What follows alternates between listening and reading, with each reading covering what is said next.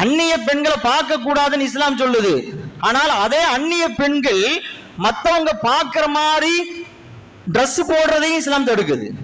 நீயும் பார்க்காத, பார்க்கிற மாதிரி நீ இருக்காத, ரெண்டுமே தப்புன்னு சொல்லுது. சந்தேகப்படுறதும் கூடாது, பிறர் சந்தேகப்படுற மாதிரி நாம நடக்கிறதும் கூடாது. அப்படி நடக்கக்கூடாது.